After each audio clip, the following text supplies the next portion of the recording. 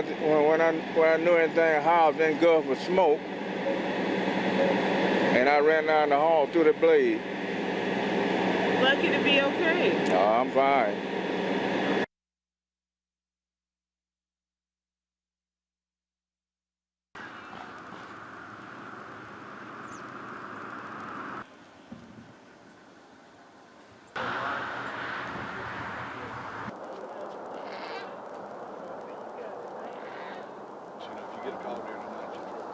You can get up and go to work.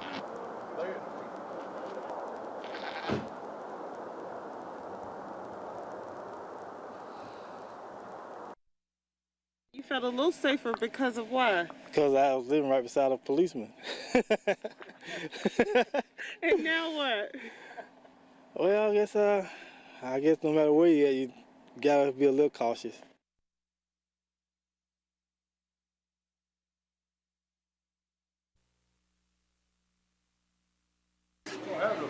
Back here. Offer to go? I'll get it. Business is good at Larry's Barbecue, but is about to get even better. I'm expecting it to. I'm hoping it will. If it don't, I'll be doing something wrong. Just a few yards away from Larry's, this 5-acre spot is weeks away from looking different, a lot different. Biggest thing that's ever happened to Dale will really support it. In the world of Army aviation, the city of Daleville has just landed a $1 billion business. But this will be strictly for helicopters. And it'll be, the buildings will be designed like an H. Yes. The middle will be two-story. Two-story office complex. This week, the federal government awarded Computer Services Corporation in California the contract to install state-of-the-art simulators for Fort Ruckers flight instructors and pilots. At any given time, there would be approximately 300 people in this facility. The simulators will look something like this: big, expensive, and highly sophisticated. With the press of a button, any war zone is in full view. Talk about an impressive ride. This really feels like the real thing. 40 of these simulators will be located in the new building at $16 million apiece. So, makes us feel good. With the promise of at least 80 new jobs, the future is looking bright for the city of 4800. How far is it over there? Enterprise contractor Walter Lunsford got the contract worth $8 million to build Fort Ruckers' new war training facility. Well, this is a very interesting project. It's In what way? in the technology that's going to be involved in the project.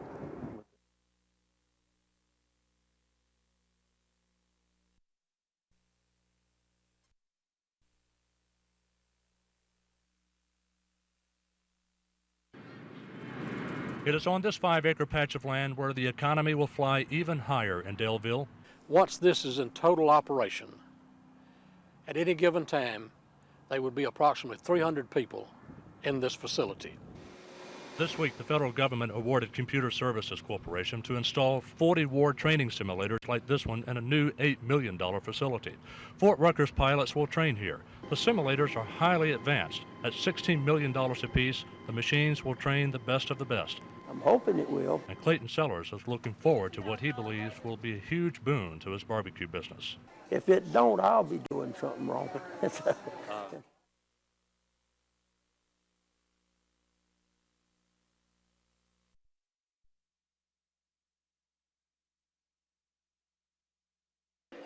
This is the best lunch place to eat in Montgomery. Everybody comes to Martin's to eat their lunch. Long before there were Big Macs and Whoppers, Martin's Restaurant told Montgomeryans to come on in and get a bite to eat. They've been coming and eating ever since. My employees are very hardworking. A lot of them have been here for many, many years. I have 2 that will celebrate their 50th year this year, and they're only in their 60s. This is the Eastern Bypass, easily one of the busiest roads in this part of the state. You'd think setting up shop here would be a recipe for success. Instead, a lot of restaurants go belly up. The city's latest restaurant victim is here, just several yards from where Tony Roma's used to serve ribs. Up the road, Don Pablo's failed. Now Smoky Bones is here, and up the creek set up shop after Rio Bravo shut down. I wouldn't say there's a problem. I think we're a little short of people for the amount of restaurants we're getting in Montgomery right now. Kronick also thinks sometimes chain restaurants with outside owners aren't responsive to customers. In other instances, he blames geography. In certain cases, there's restaurants that have opened up in some bad locations due to there was no visibility. Maybe the traffic count was not there for them. In spite of the string of restaurant failures, new places continue to pop up. Carrabba's on the bypass, and soon a new eatery in what was once an oil change shop. Maybe they should copy Martin's. Martin's has real good home-cooked food, and I like a home-cooked meal. Wayne Colby has feasted on this cornbread 3 to 4 times a week for the past 15 years. My doctor says I may have to quit eating here, though, because I'm about to get a cornbread infection.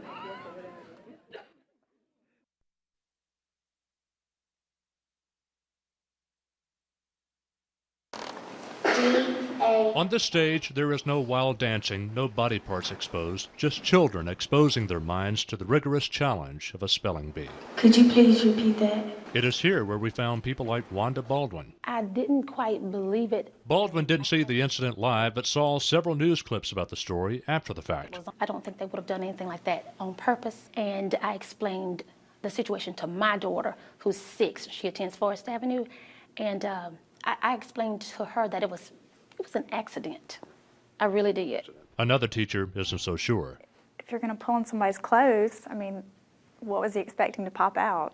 I mean, I think it was pretty planned. Preserve. In a contest where getting it right matters, so does common decency, no matter what stage in life you're on. That's how 13-year-old Robin Lewis sees it. You know, something like that shouldn't be on television anymore. I don't think they... And Baldwin tends to agree. She'll always remember the Super Bowl blip as a little... strange. S-T-R-A-N-G-E. Strange.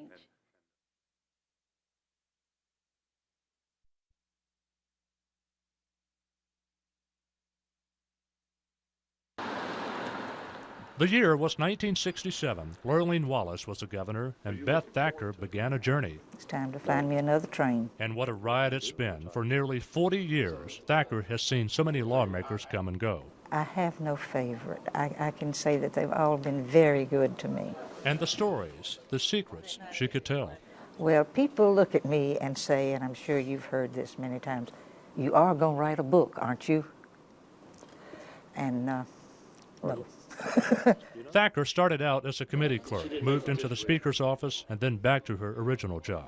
She'll come next week. Yeah. And it's next week when Thacker will call it quits. She'll leave behind 37 years of service, but not her sense of humor. Politics is a dirty business, but women have been cleaning up other people's messes for centuries. Do you believe that? Sure. Age does catch up with you.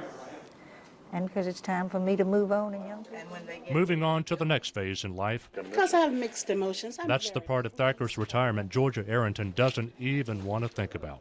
Beth is the house matriarch. Just her companionship, you know. Back then. As retirement looms closer, Beth Thacker often thinks about that day back in 1967, the day she calls the happiest of all. The first day I went into the state capitol to go to work, because I remember walking around the curve over there and looking up and saying, I don't believe I'm here. She's here and is about to start her 97th legislative session. Thacker will leave with no regrets, but that doesn't mean it'll be easy. I'm going to cry. Brian Henry, WSFA 12 News, Montgomery.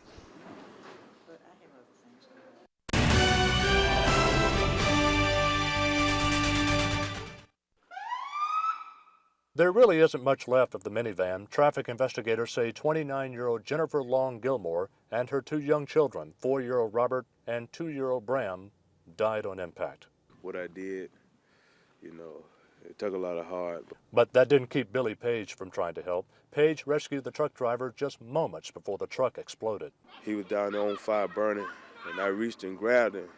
Then it was an explosion. It just missed us. On the outside there, I moved him just in time. For the people who heard the initial impact and saw the aftermath, it was simply a horrible thing to see.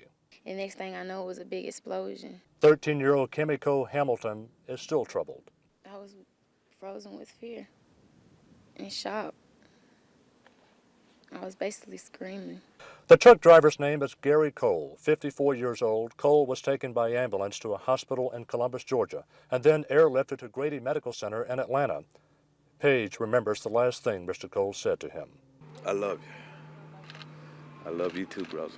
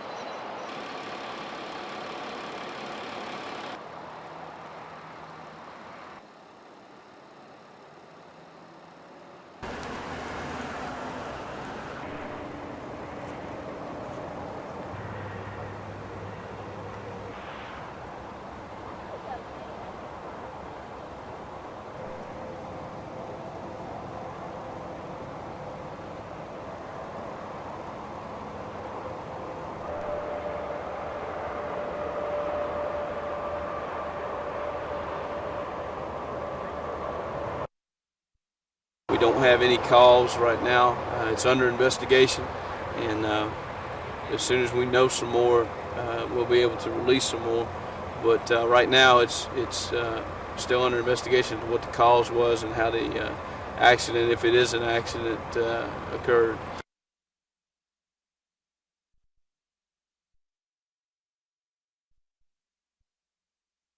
We did have our accident investigators here, as well as some of our detectives, and we turned the scene over to them from a patrol standpoint, and I'm not really sure exactly where the investigation is headed.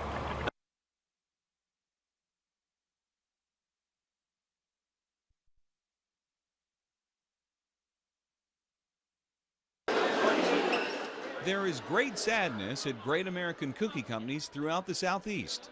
Someone they knew and depended on has died. This is the reason for that sadness. Just after 10 o'clock last night, a witness called police to a terrible-looking truck accident, and officers found one man dead on the scene, another with head injuries.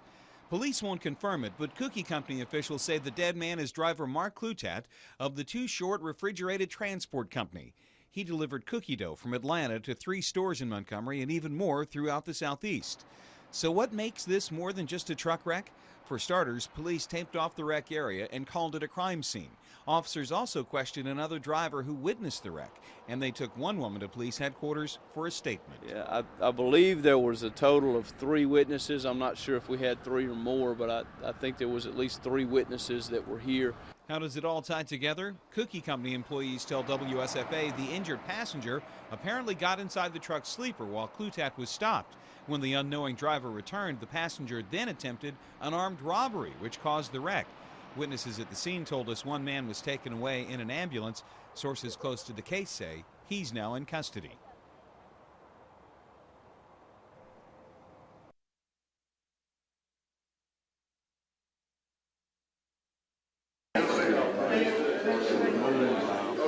From the Committee on Governmental Affairs, 196 receives a favorable report by vote of 8 ayes and 0 nays.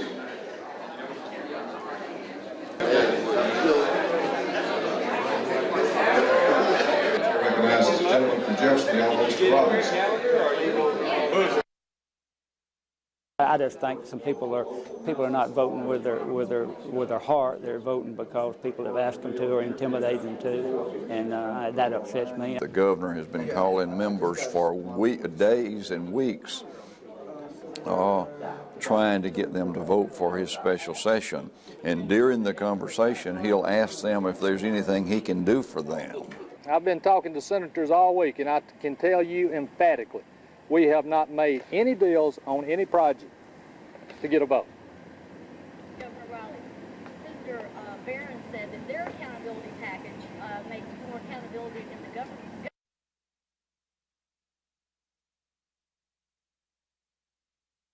For too many years, Americans have been too occupied with everyday life and not concerned enough about the chiseling away of expression of faith in the public square by the federal courts. Time after time, we've heard the federal judges speak. Now it's time that the people speak.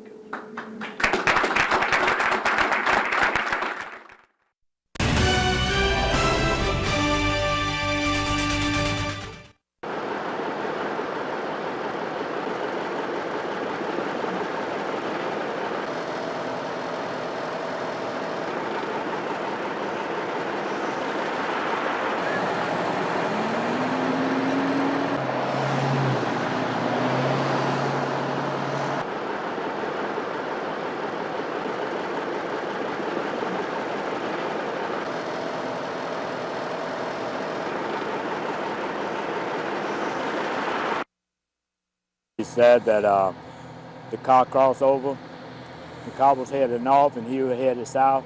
The car crossed over to meet him, hit him head on. Today we had Headland, Newville, Henry County Sheriff's Office, and Kinsey Police Departments all working together.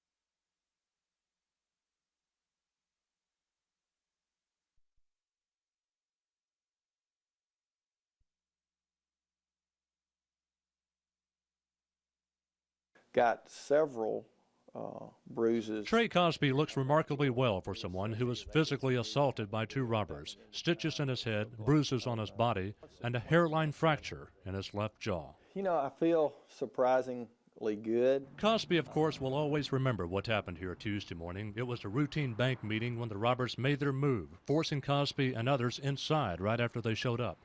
At one point, he thought his life was over. You know, certainly thought about my wife and children, thought about the other people there with me on the floor. The ordeal lasted about 30 minutes, but for Cosby and 13 of his employees, it was as if time stood still forever. As a banker, Cosby always knew something like this might happen. But until you're there, you can't really prepare to a certain degree, and every situation's different. So. But then there was a change. Cosby calls it divine intervention. The young lady was a phenomenal young lady. The robbers apparently didn't realize at first that a 10-year-old girl was inside the bank, the daughter of the bank's executive vice president. The robbers still wanted their cash, but toned down their anger. The mere presence of an innocent child apparently made a difference. The physical and the verbal things we endured stopped once she was there in the lobby with us, and we give her a lot of the credit for coming out of there safe. In his 22 years in banking, Trey Cosby has never had to live through anything like this. But much like the banking business, life has to go on. He and 13 of his fellow employees are just grateful the robbers took cash and not a life.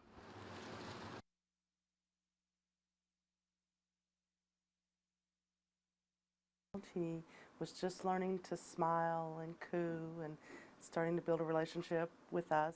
At only 10 weeks old, Douglas Hernandez's life was cut short. This precious child died while being cared for at a licensed daycare center in Mobile.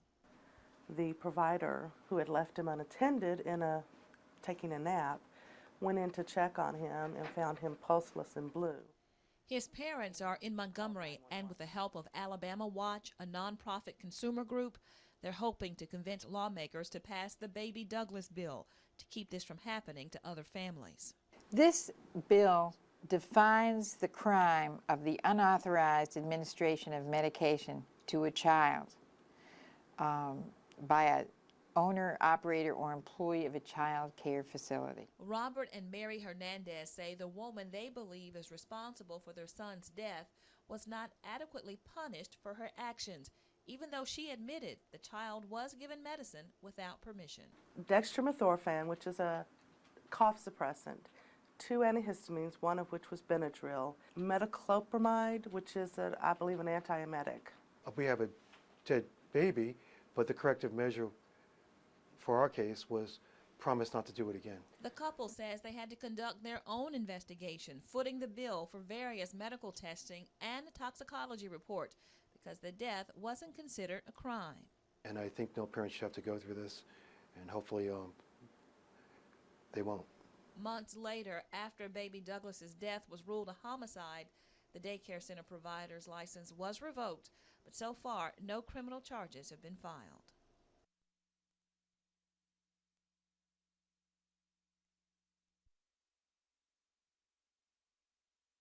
It's a big change, it really is.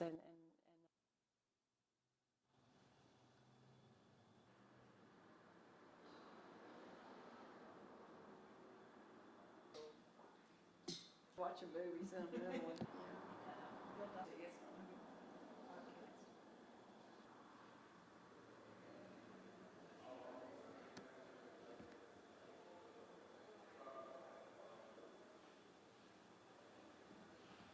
Council will no longer have to vote by hand, but there'll be an automatic, there's a button for each council person.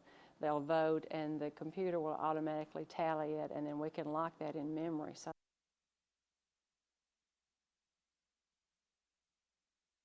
between Crossville and Reese City only reopened about an hour ago after an accident yesterday afternoon. A tanker truck carrying an extremely flammable chemical overturned near the area known as the Cut in the Mountain. Troopers said when the truck wrecked, it was left tilted down a steep hill and leaked some of the chemical. The driver, 56-year-old James Earl McHenry of Chick.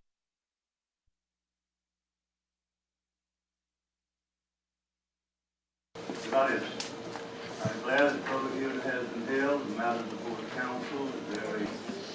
This is a public hearing Anybody want to speak for? Adjacent to this, there's 3 homes, and across the street is 1 home on 5 acres. On the west side of Montgomery,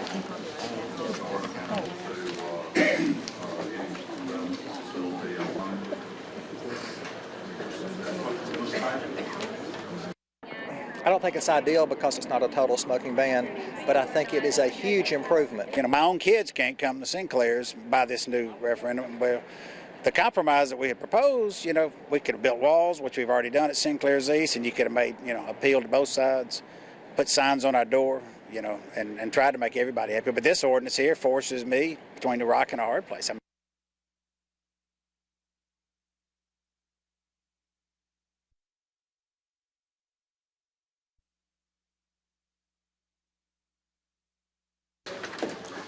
Let's make sure that I have the right thing before me now. I have version number 2.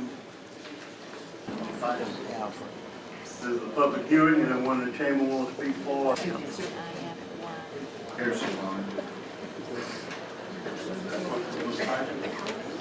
Then adjacent to this, there's 3 homes. I'm glad the public hearing has been held. The matter before the council is ready for folks that are living and working on the Myself and a lot of individual business owners in this city worked very hard to write a new ordinance and have Willie Cook introduce a new ordinance that encompassed all the concerns from the last time we went through this. And then for this kind of backdoor age limitation is kind of saying you're not allowed to have, if you're a successful business owner, you can't have the best of both worlds. What laws like this do is encourage people to stop smoking.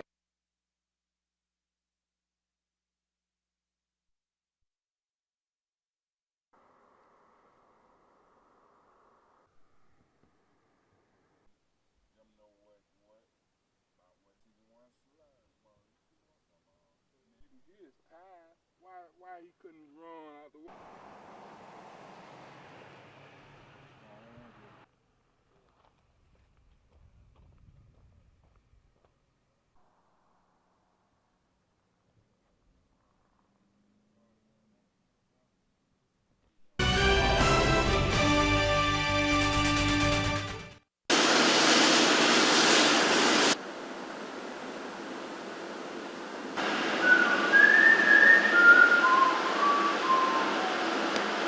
Yeah, man. You were out there. You think of that. Hey, I got your point about them camera laying. Here we go, you on camera. You got that laying down.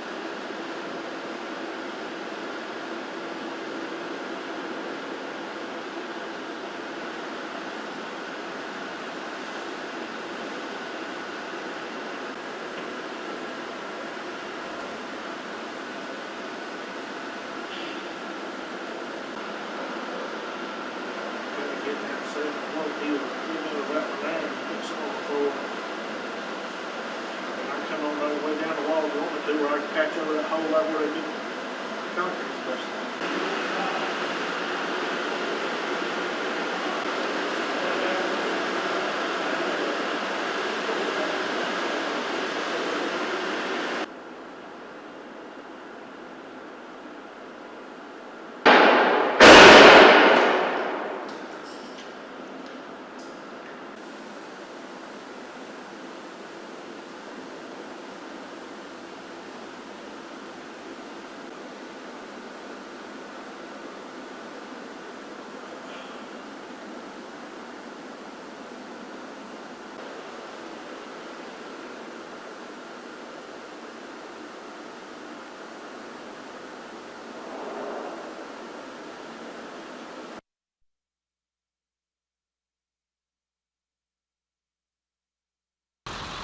The images are disturbing.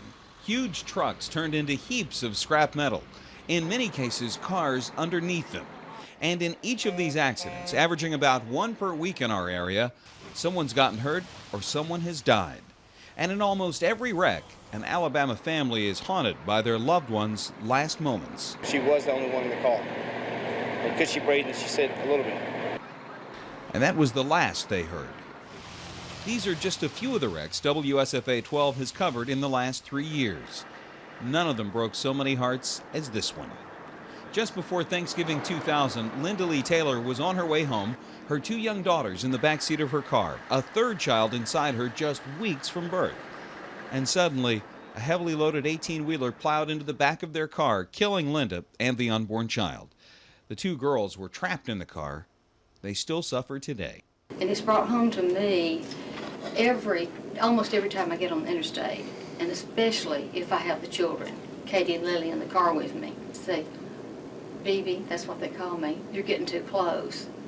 Or more than that, they say, "That truck's getting too close, speed up and get away from it." Driver Billy Turnbow told investigators he'd driven his truck for more than 20 hours straight, a violation of federal transport law. Investigators say he didn't slow down much before his big rig crushed a string of 4 cars. Harold and Helen Hancock have accepted their daughter's death, but to this day they wonder why it happened. Right before Thanksgiving this year, I went to the cemetery alone and took flowers. You know, it was on the date, actually. So much pain for just one family. But how bad is the problem for all of us? 2001 federal numbers show more than 5,000 people lost their lives in truck accidents that year. 145 came from Alabama. That may not sound like a lot, but look at the top 10 worst states: Texas, California, Florida. And then there's Alabama at number 9. Now think about that for a minute. Alabama is the 23rd largest state in the nation, and we have relatively few interstate highways, yet so many trucking deaths. Worse yet, Alabama state troopers and truckers know exactly why these wrecks happen and how to stop them. And so do victims' families. Wake Up Alabama, whatever it takes to stop the tragedy on the highways, let's do it. And I'm willing to pay my fair share to see that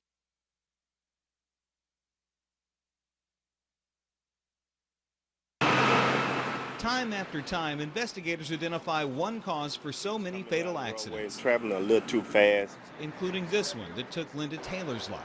It changed her parents' perspective forever. when a truck is moving at that high speed and approaching me, there's a missile behind me. But ask any driver at the TA truck stop whether they see enough state troopers on the road to slow them down. I don't think it's that because they don't have enough state troopers out here. The evidence would suggest that's not true, and it comes from one of trucking's best friends in Alabama, the trucking lobby itself. We need to find the money or find the resources to add to the trooper status.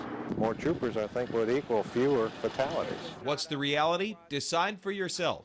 In 1968, Alabama had 369 state troopers on duty.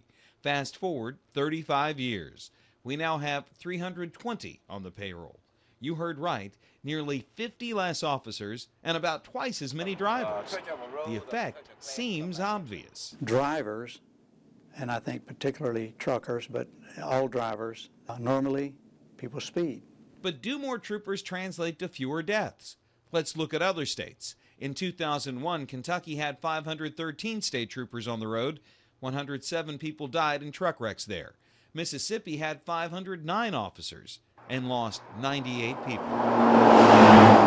To test the theory for ourselves, we went out on I-85 one day, radar gun in hand. For about 15 minutes, we clocked trucks flying through a 60-mile-an-hour zone at 11, 12, 16, even 18 miles over the limit. And then something funny happened. At the end of that 15 minutes, people noticed that we were here, just a guy with a speed gun and a photojournalist. And everybody slowed down. They might have thought that you were the troopers because in Alabama, the troopers have taken other identities, construction workers. To solve the problem, Governor Riley's proposed taking $40 million from DOT's budget to fund more officers, but it's a long shot to pass. Without any changes, Linda Taylor's family would be left with one thing: a personal plea. There are times when I'm driving and I see truckers doing things that they shouldn't do, like drive too fast.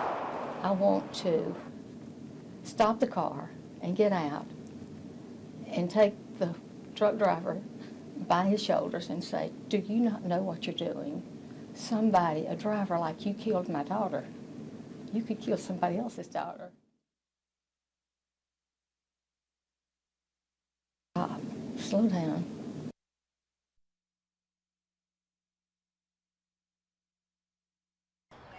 Lauren Crelod and her fiance, Robert Galland, moved into the loft February 1st. Since that day, they've gotten a lesson in old plumbing. When you go to the bathroom and you flush it, it comes up in the sink. And then when you take a shower, the water from the shower runs out under the stove. The couple says they called maintenance at the loft, who told them to call Roto-Rooter. Roto-Rooter told them maintenance had to call. And even then it took some time. It took Roto-Rooter about a week to come out here. That's the one thing both the tenants and their landlord agree on, Roto-Rooter's visits. But they differ on what happened after that. Landlord Scott Simmons declined to go on camera with WSFA, but told us he's gotten no calls nor requests for service in the last 2.5 weeks. His tenants say, We've called, we call and leave message, never calls back. He'll call back once in a blue moon. Strangely, while we visited the loft, a hired handyman came by to check the problem. See, I was checking on it yesterday about the drain, make sure it was draining good. Simmons told us his tenant's comfort is of great concern to him and promised to get the problem fixed. Lauren says if it isn't fixed, she may have to move. She doesn't want to.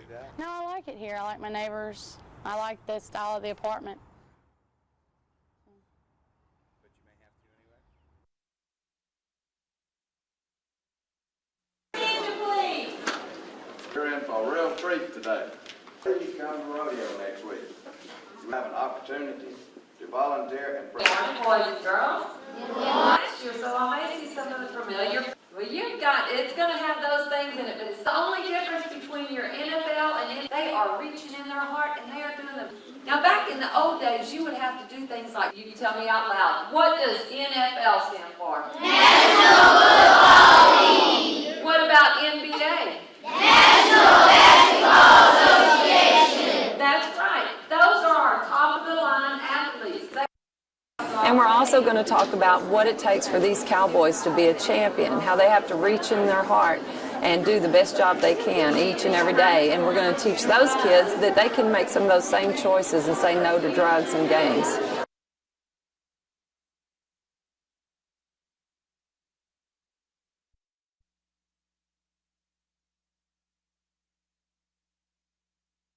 For a couple of weeks or Been out here a couple of months. Jean Silas believes her way of living in the country is on the road to ruin.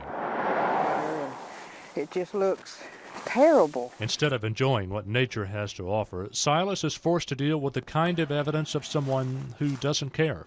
You would think that people would take care of their land and other people's land, because if we don't, who's going to do it? I didn't even know that was there, a screen. Just a few yards from a driveway on County Road 40 West, you'll find bed padding and a screen. On the other side of her home, a car seat. This has been here ever since we've been up here. And that was 2 years ago. Silas and her husband moved to this part of Watauga County to get away from the city life. For Silas, it isn't so much who's doing it, but why. People don't care. With the county landfill just a few miles away, Jean Silas says there can be no excuse for using someone else's property as a dumping ground. Silas isn't the only one feeling in the dumps about the littering. We found Bo Blackwell at the county landfill, getting rid of his construction debris. Littering is a pet peeve of his. You always see a lot of that, and it's always bothered me. I mean, I'm an avid outdoorsman. I love the outdoors. I love Alabama the Beautiful, and I hate to see trash that's just thrown out. I just don't understand why people... Since there is no mandatory garbage pickup in the county, Silas is about to do something she never thought she'd have to do in her retirement years. Pick up the garbage herself. The way she looks at it, at least it'll get cleaned up. Beautiful land, God's country, and we don't take care of it. Who's going to do it?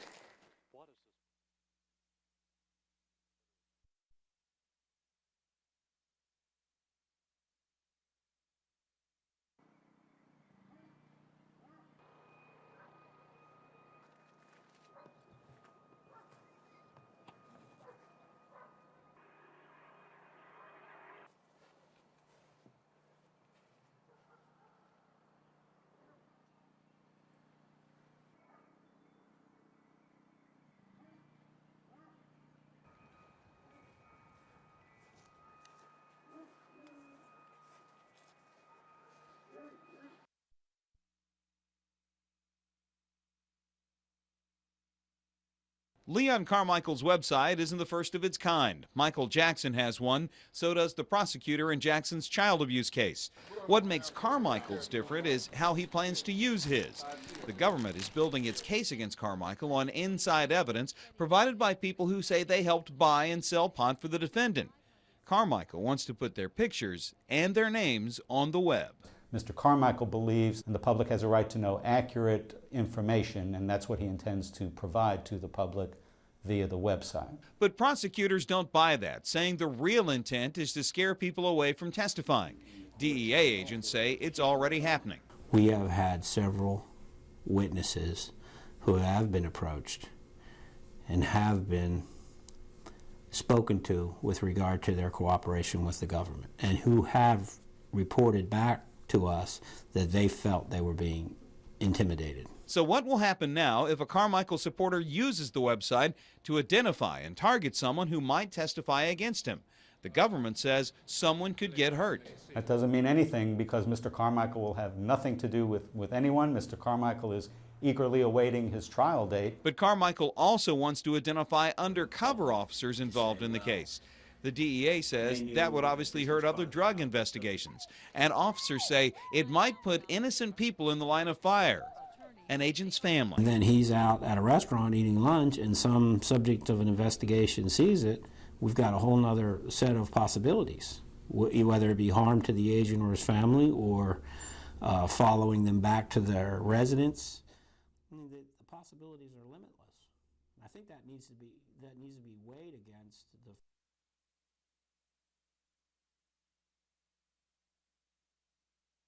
Good morning. Good morning. How are you doing? Fine. Good to see you again. Jim Ziegler. James Wolf. Hey, Miss Wolf. Hi. How you doing? Are you related to Stephanie Wolf Bell? Oh, no, sir. All right, well, I'll take one. Okay. And,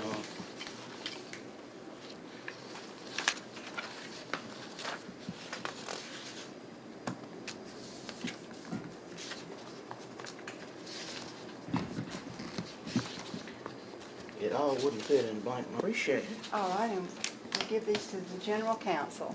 Thank you very much. That's Mr. Evans? Yes, Okay. Mr. Hugh Evans. All right, thank you. Thank you.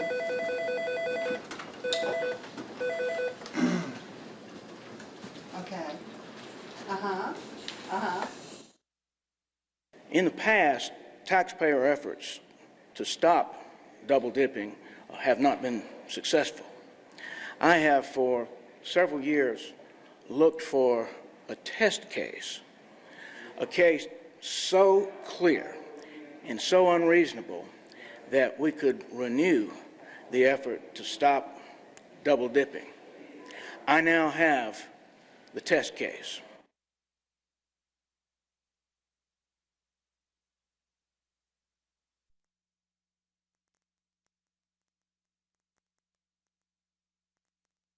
This area of town has always been vibrant and always will be vibrant. A perception problem has hurt economic success on the south side of Montgomery, according to City Councilman Willie Cook. Dollars are over on the south side and the west side, as dollars are everywhere, and all you have to do is find a niche and fill the businesses. He says the sparkle is back on the Southern Boulevard. Several businesses moved out, and abandoned and vacant buildings were an eyesore for months, many for years. But a new trend is being set.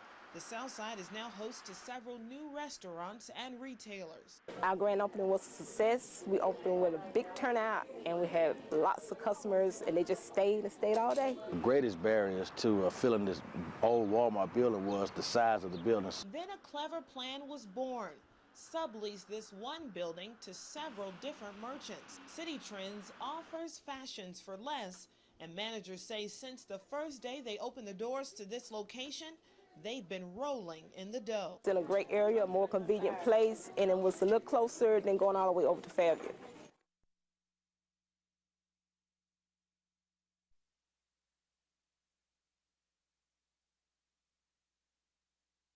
Good morning. Good morning. How are you doing? Fine. Good to see you again. Jim Ziegler. James Wolf. Hey, Miss Wolf. Hi. How you doing? Are you related to Stephanie Wolf Bell? Oh, no, sir. All right, well, I'll take one. Okay. And,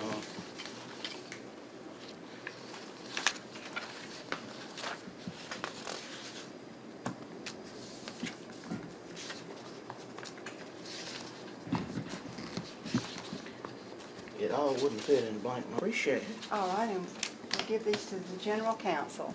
Thank you very much. That's Mr. Evans? Yes, Okay. Mr. Hugh Evans. All right, thank you. Thank you.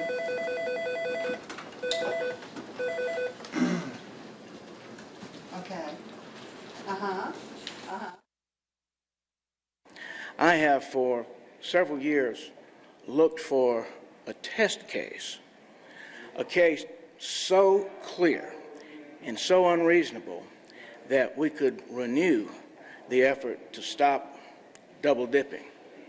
I now have the test case. I'm so sick and tired of these right-wing people making an attack on Alvin Holmes because I'm outspoken on the civil rights issue in this state, and they think this is a method to quiet me down and to stop me from speaking out against wrong and injustice and discrimination.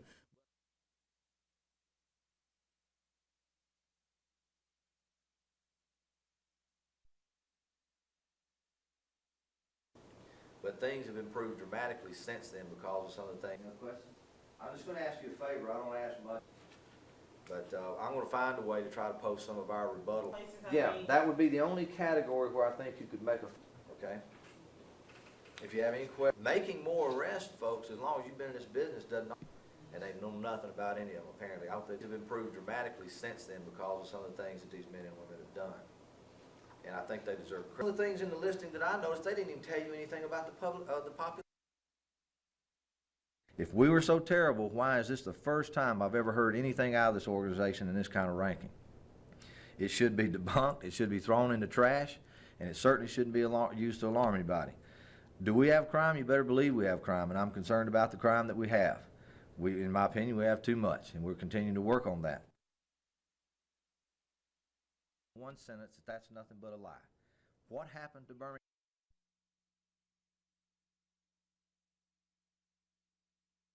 Now there's one right there. He seems like a perfectly normal guy, this mild-mannered real estate agent, but when he visits this one place south of town, something else takes over. What is a successful businessman doing with his head in the clover, looking for It's four-leaf nice clovers? getting out, enjoying yourself, and relaxing, and we all have to do it. He claims it got started with his grandkids. We'd be out, they'd camping and they'd be looking for clovers and stuff, so I started helping them.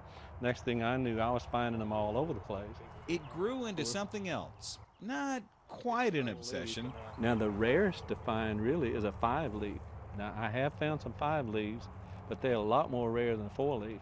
Found 2, side by side. But the 4-leaf variety, heck, those are common here, which is why our report Tuesday night bothered Mr. Mosley. You see, he knew better than to automatically believe everything he saw on TV. I mean, I knew you'd probably gotten it from the, Florida Agriculture or something? And so he called us to prove a point, and that's why you see not 1, but 2 grown men on their knees looking for 4. You do realize we've got 2 highly paid professionals looking for... What are you highly paid? Now, you may think the clover really isn't all that lucky, but Mosley knows better. A while back, he cut himself badly on a fence wire, never went to the doctor, and he kept the faith despite one friend's skepticism. And he said, well, what good is the luck of the clovers? I said, well, the thing is, I didn't die, I didn't get infected, and the scar went away.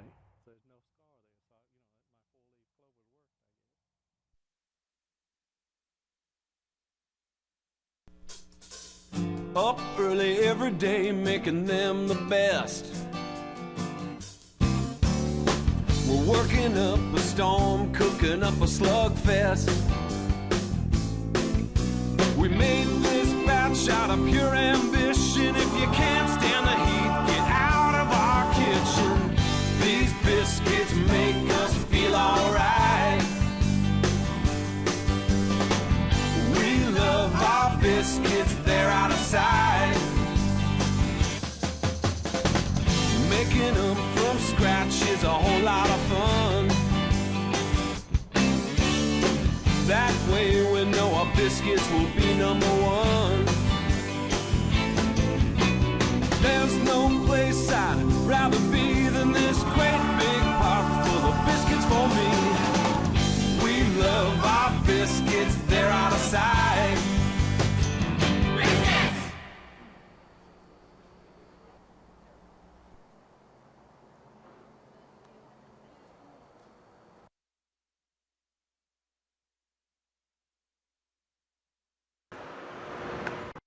Lieutenant Ralph Johnson had no choice but to give up his car and his job this week after the DA's office and the Attorney General launched an investigation. Investigators will only say they're looking at whether Johnson acted inappropriately while handling crime scenes. Mayor Earl Henson. Is he the only person that's the target of this investigation, or are there other police officers involved? As far as I know, he's the only one. Lieutenant Johnson ran for sheriff 2 years ago and was soundly defeated. A 15-year veteran with the Union Springs Police Department, Johnson, according to the mayor, has a solid reputation, a good record as an investigator. He was conscientious, very dedicated to his job. As of right now, Lieutenant Johnson has not been charged with any crime, but he'll remain suspended with pay. It's very disturbing to hear it. It really shocked me when they approached me with it, and I hope that in the end that Lieutenant Johnson will be vindicated, that the evidence will prove that he has not been involved in any illicit activities.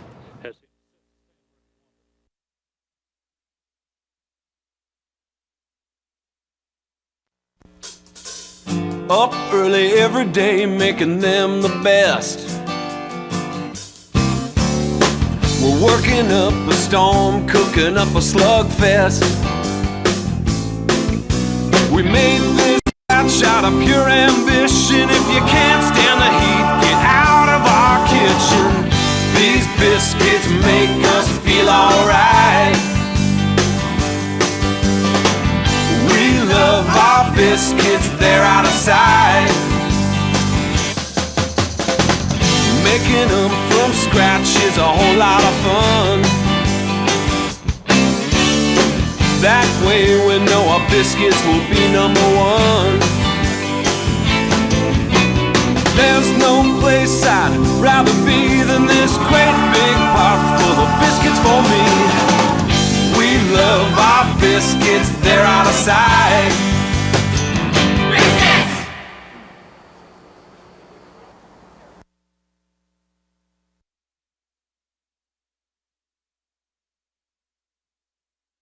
Separate ways on this particular issue.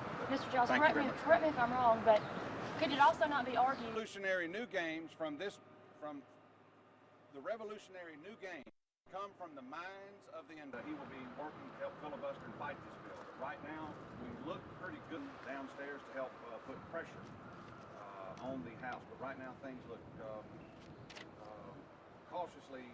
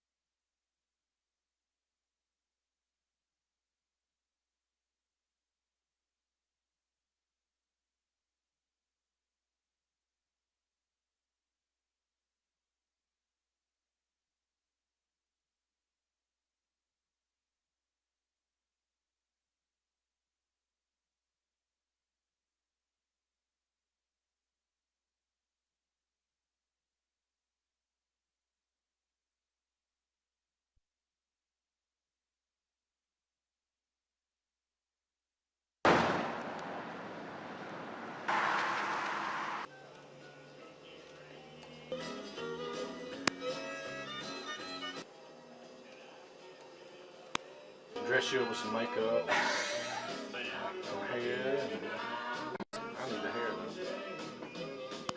though. Matter of them finishing the process and on it.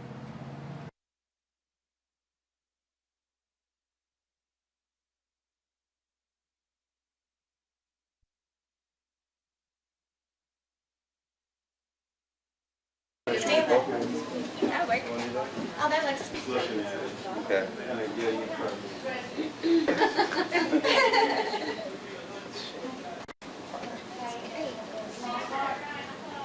No, but this is the toughest award. Through 40,000 team members nationwide have Ashley as one of the award recipients. She has past 31 years with scholarship money, and gives me the most joy in awarding this to you.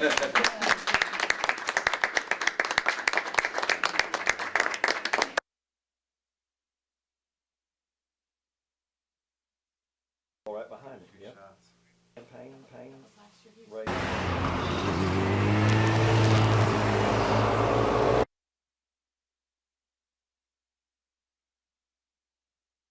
This law needs to be changed. The hit and run law needs to be changed, because instead of just hit and run, it should be causing an accident and leaving the scene of an accident. That should be criminally charged. He was a hero today. He saved probably 5 or 10 people's lives by avoiding the traffic, going off the road, and try to prevent a domino effect occurring on the interstate today.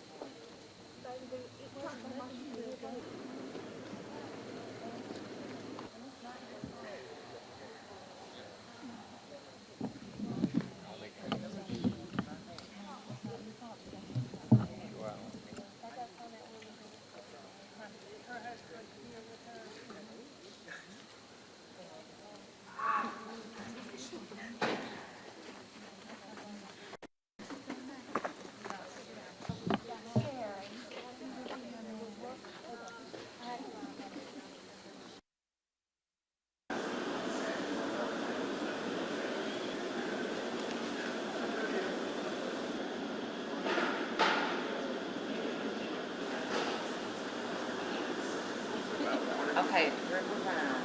I see her now. They just want to go golf and all that. Gonna be all right. How many brothers and sisters you have now? Yeah. That's what she said. Hey, just tell me you wasn't a celeb. That's right.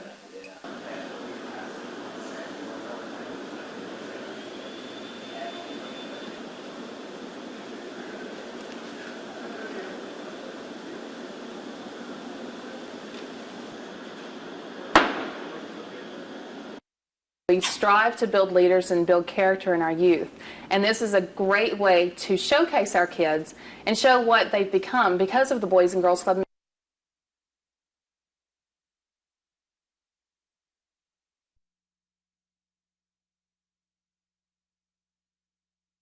My brother up.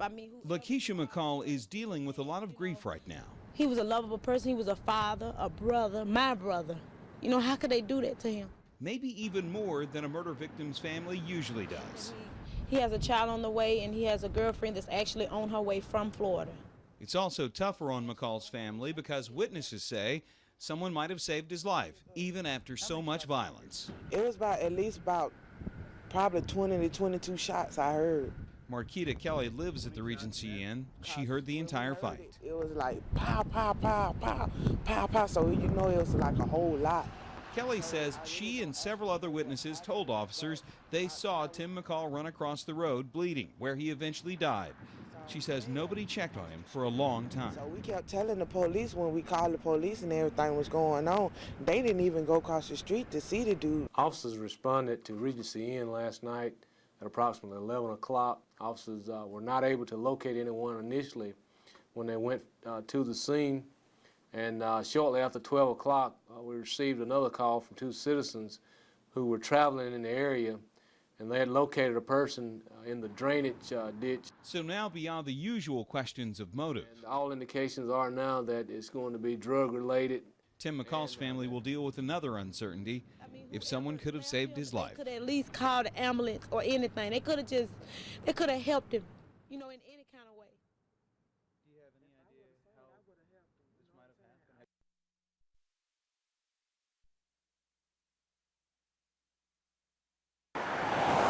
happened? The patient was asleep, police say, in a hospital waiting room.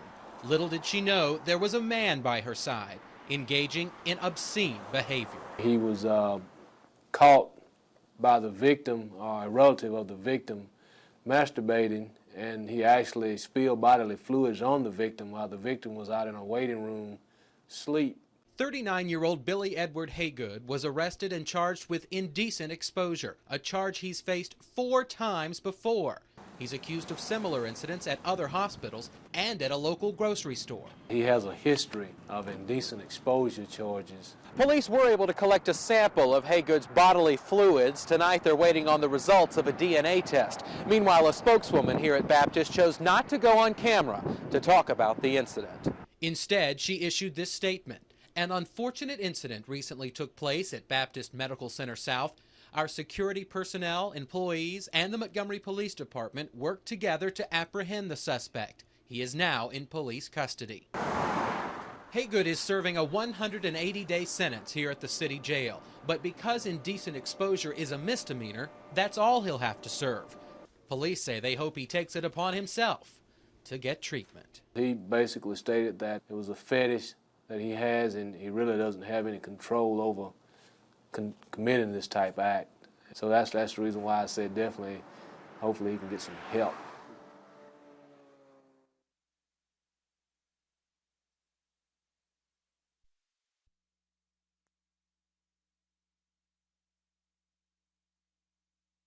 Their faces were open and enthusiastic, and their lives filled with promise.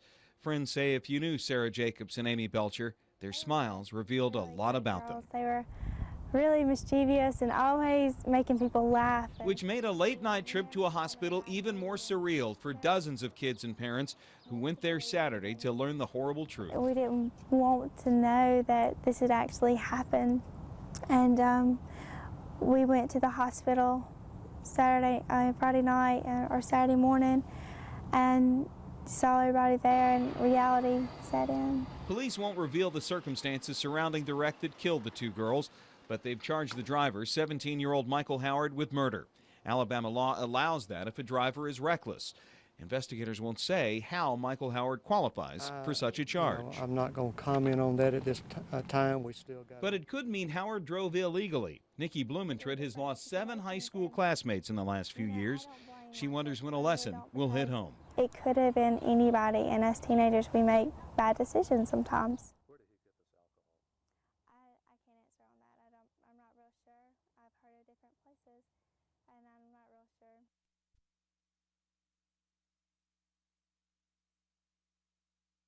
I really enjoyed my job. I love taking care of the patients. Brenda Brookins worked for Jeff Seitzinger for 7 years. She and her husband say he was more than just a boss. Definitely. He spent Christmas at our house with his family. I've cooked Christmas dinner for him and his father and his wife. All that changed about a week ago when Brookins and Seitzinger went on a business trip to Huntsville. She says while she drove, he made advances. And he wanted me to perform, oral sex on him or let him touch me. An exchange, she says, that went on for hours. After they arrived in North Alabama, she says they went to dinner, then to a hotel where they had separate rooms.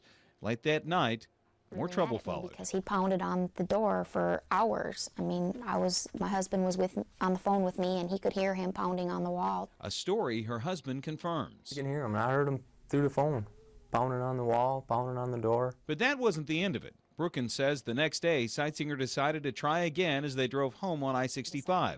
When she refused, he took matters into his own hands. And that's when he pulled down his pants and began masturbating in my car. Brookins says he finished the act, then cleaned himself off. After talking with her husband, she took her complaints and her car to Chilton County Police. They tested it and found enough evidence left behind to charge Seitzinger. We have some evidence, we have some items at Forensic Sciences that we're waiting on them to get back to us on, but even with or without them, we still have what we think is a strong case.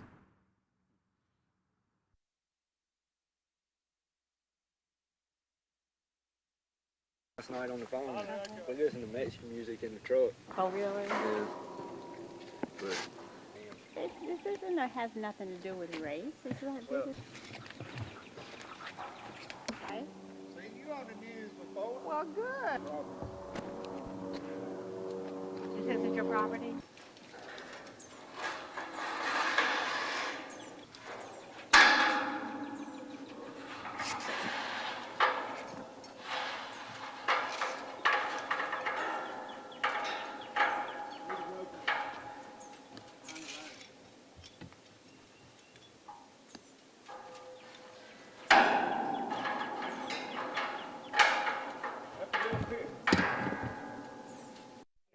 He didn't yell or anything.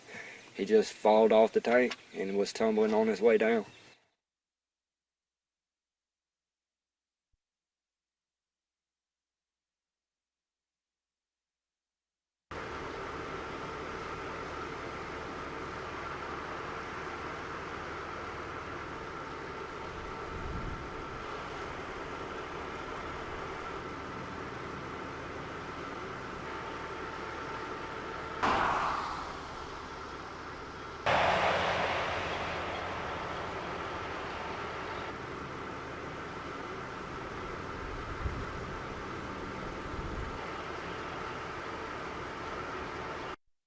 They destroyed my daddy's house, busted pictures, busted piggy banks. They have busted anything they could bust, trashed his house. They could have searched his house for, you know, what they was looking for without doing what they done.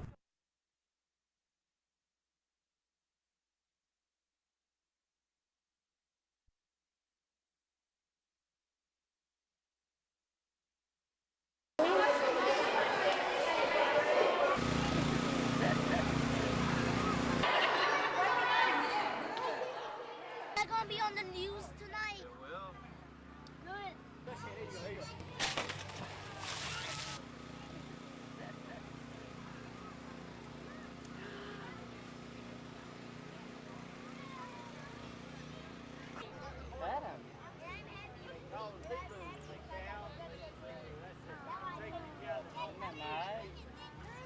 Got a long neck. Hey! Lets the kids realize there's more to Easter than just finding the eggs and hunting the eggs and that sort of thing. That, you know, Jesus is the reason we're here celebrating. People celebrate and have fun, eat some chocolate bunnies and jump on some rides, and little kids go look for some eggs and other things. But tomorrow we'd like to have them come to church or to go to any church and find out the true meaning and the true story of Easter. So it's just a great...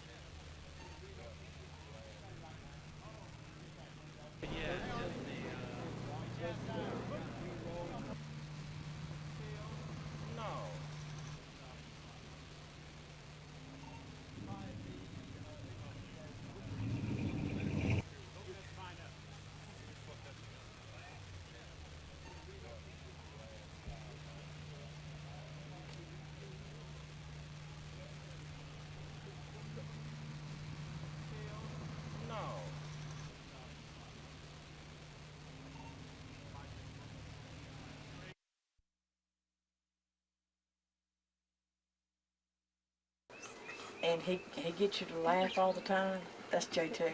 By all accounts, J.T. Sims was the life of a party that lasted as long as he was around. He loved to aggravate people and torment people, but it was all in his love to do that. Like he was my child, so that's how he had his fun. Oh, fun pictures. That's our senior year. A walking contradiction, they say. Can't remember whose house that is. Just 5'5", short for a Marine. I think this child was born a Marine. When he went in, it was just like he didn't have to adjust much to their ways. But also a soft touch for anybody in trouble. He knew laughter was the best medicine, and he always made you laugh. He enlisted 3 months after 9/11, when his country was attacked he got a lot more serious. He was wanting to go over there then. Sims died Saturday after a firefight with Iraqi rebels, making him one of about 500 Americans who've made the ultimate sacrifice. Margaret Kellum smiles when she remembers her son, but like other Americans, she's also angry about a war going on so long. What we should have done is went on in there, took care of business, and come on out. If we'd have done that, my son would still be here. But as friends and family remember J.T. Sims, they also recognize something else. This is how he would have wanted it. But I think he would have rather died doing what he did, try to make a difference.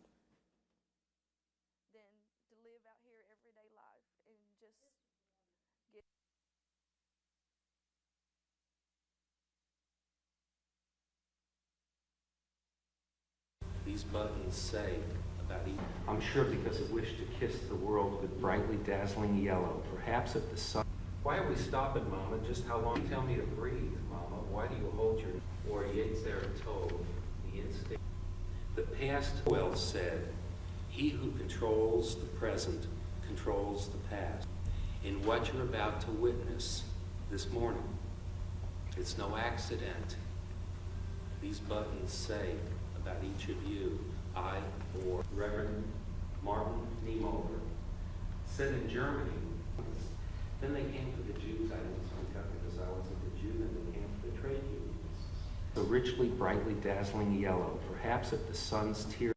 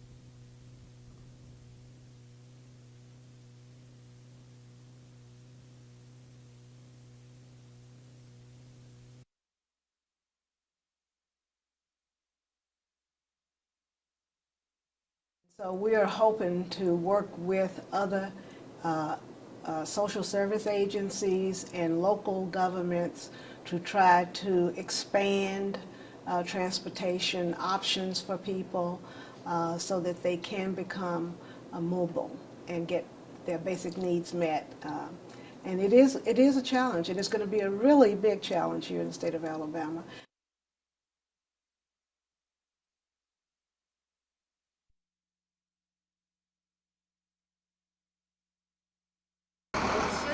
Greg King has got his hands full, a half-ton of metal hanging from one small hook.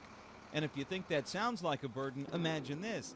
He's got 26 hours to finish one of the most visible jobs in Montgomery. Yeah, we're going to just put the 2 poles up tonight and then come back in the morning and put the rest of the sign up. So like 6 hours before game time? Yes. That's cutting it pretty close. That's cutting it real close. And take a look at this. Home dugout, all green, no logo. That is until late this afternoon. Curtis Craven, sign painter, to the rescue. When did you get the call to do this? Last Thursday. And here you are on this Thursday doing it. Right. Wow. Rain threw me behind a little bit. How long will it take you to finish this part right here? I'm going to finish it tonight. And get this, the one thing you'd expect to find enough on a baseball field, dirt. But here's the grounds crew spreading even more on the base paths. And right behind them, one worried groundskeeper.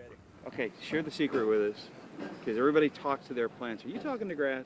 I haven't talked to it yet, but I sit here and watch it every day, just hoping it'll green up and grow for me, but it's working a little bit. But back to that logo thing. Crews have worked on this place for more than a year now, so you'd think just about everything was done. Nope. Those cup holders you'll use tomorrow, one last corporate logo to go on, and you gotta get it just right.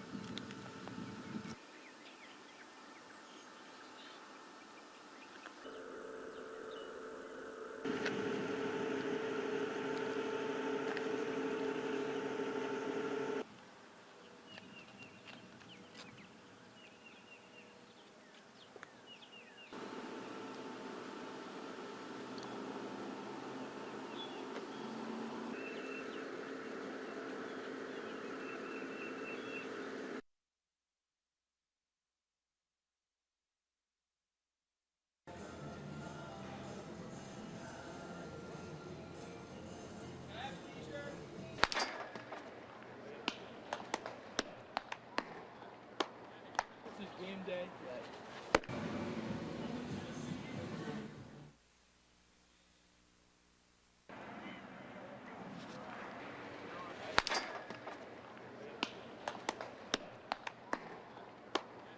This is game day. Not the fish, right there. Is it there? Out. There? That one, 02 maybe.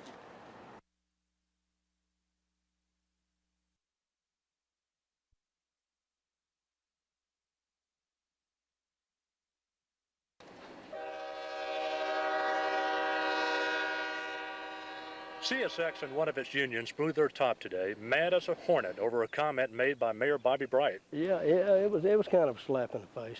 I was probably thinking like a young boy would. It is this quote published today in the Montgomery Advertiser. Bright was talking about how Biscuits fans can watch the game from the walkway above the left field wall, or they can throw rocks or spare baseballs at the trains and watch the game at the same time. Not really. I was having I guess a moment that I had probably many years ago when I was standing on a wall 15, 20 feet high and a train coming by and what you might be able to do and get away with. But, you know, I would encourage anybody to do that at all. It was a flippant offhand comment. Barnett knows the mayor didn't mean any harm by it. Still, it was the wrong thing to say, he says, especially when you consider that trains get pelted somewhere in the city every single day by kids throwing rocks.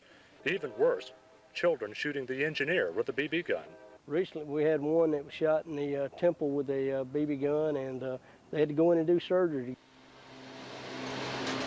CSX and the United Transportation Union demanded a public apology, and they got it. So if anybody took offense with what I said, I do apologize to So it's all them. forgiven as far as you know. I don't know if they've forgiven me, but I certainly hope they do. He is very apologetic. Apology delivered, apology accepted.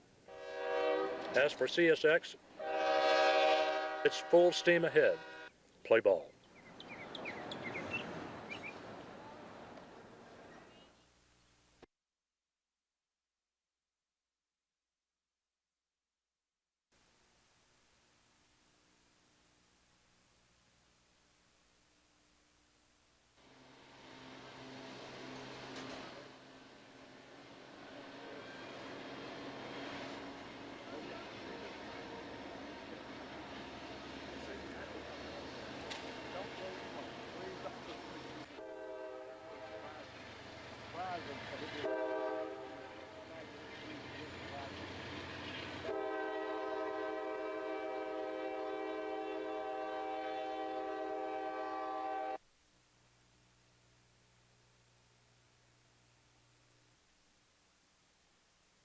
You know, we've got good neighbors here. CSX and the railroad here is going to be part of our baseball games for many years to come. So if anybody took offense with what I said, I do apologize to So it's all them. forgiven as far as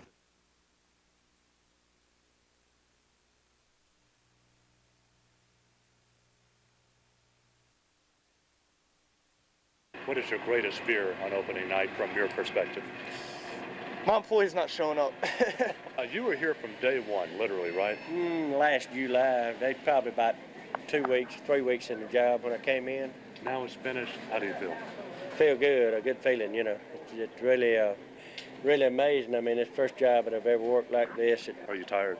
Yeah, wore out. We're just putting it all together for the fans here in anticipation of the first pitch. Everybody's going to have a seat tonight. Tom, you nervous about tonight? Not really nervous. We're ready to go. I'm afraid I might get a little teary-eyed when the first pitch is thrown tonight. How do you say "Go Biscuits" in Spanish? Same thing. That's it? Yeah.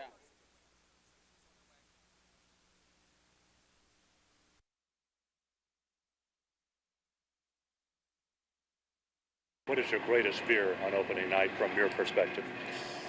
My employee's not showing up. You were here from day one, literally, right? Last July, they probably about 2 weeks, 3 weeks in the job when I came in. Now it's finished. How do you feel? Feel good, a good feeling, you know. It's really, really amazing. I mean, it's the first job that I've ever worked like this. Are you tired? Yeah, wore out. We're just putting it all together for the fans here in anticipation of the first pitch. Everybody's going to have a seat tonight. Tom, you nervous about tonight? Not really nervous. We're ready to go. I'm afraid I might get a little teary-eyed when the first pitch is thrown tonight. How do you say "Go Biscuits" in Spanish? Same thing. That's it? Yeah.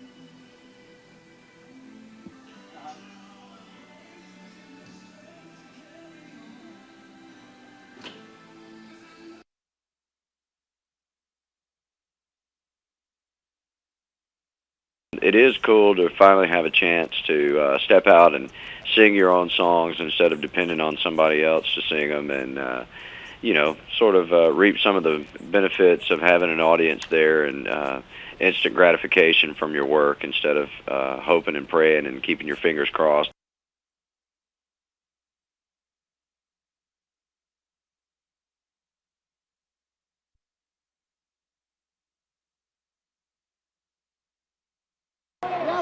Go Montgomery! Well, because tickets are always sold out.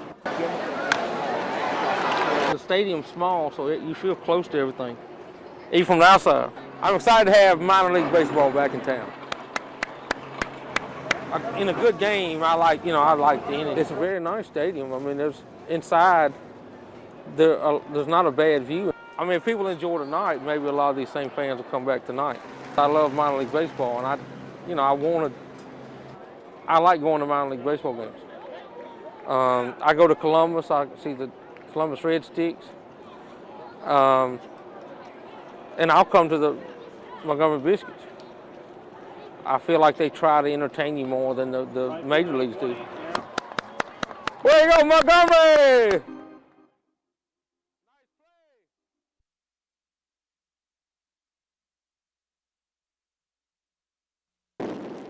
Getting a minor league team to come to Montgomery after a 24-year absence was no simple bake at 350 for 20 minutes recipe. You might say getting the Biscuits here took, well, a lot of dough, about $26 million. Here's why. A new stadium.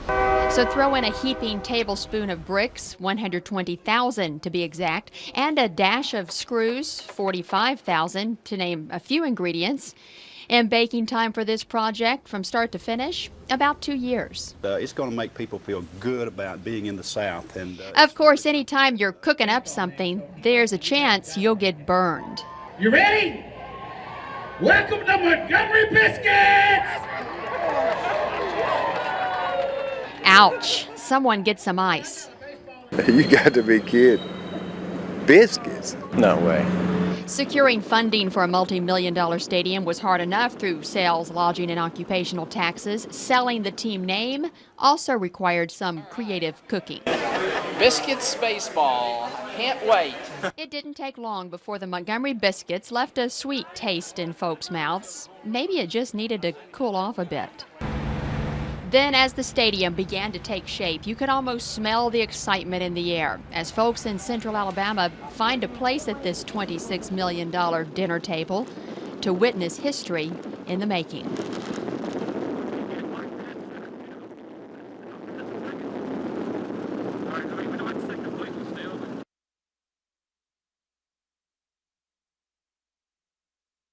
I'm betting it's something going to be a little bit more bigger than that. What do you think that is?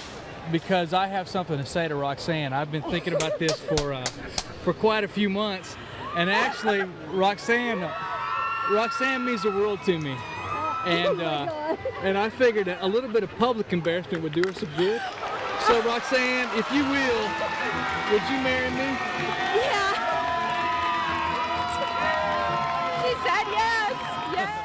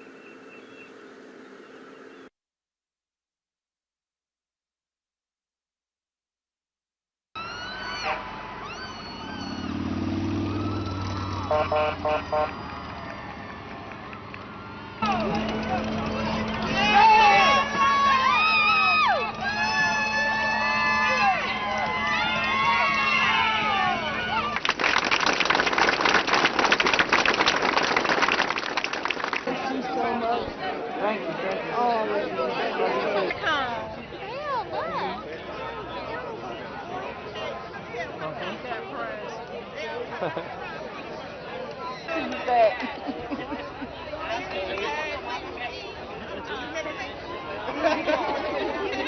Oh man. Hey man, good to be back home.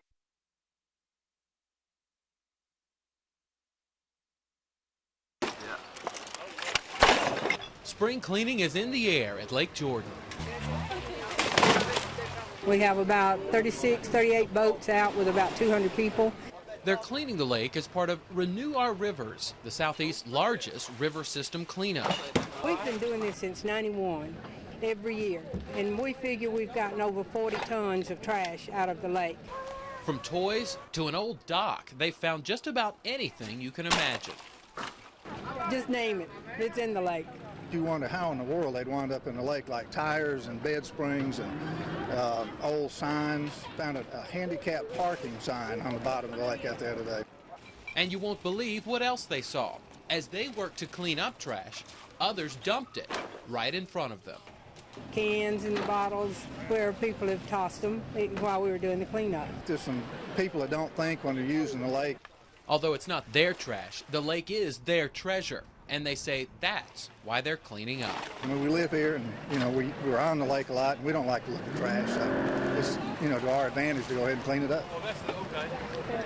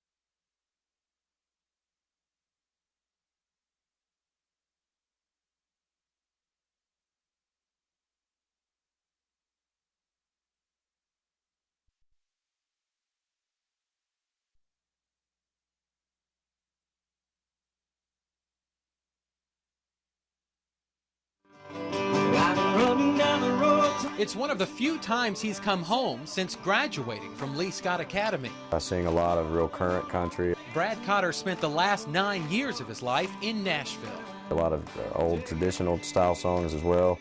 Just hadn't been able to really get the exposure that I needed or the backing that I needed. That is, until now.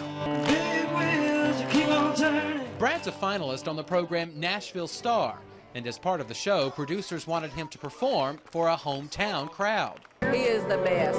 He is the bomb. He's wonderful. Gosh, he's an incredible vocalist. They only had 3 days to promote this concert, and more than 3,000 people showed up. You'd be surprised at just how many of them have a personal connection with Brad. I know Brad, yes. He's a friend.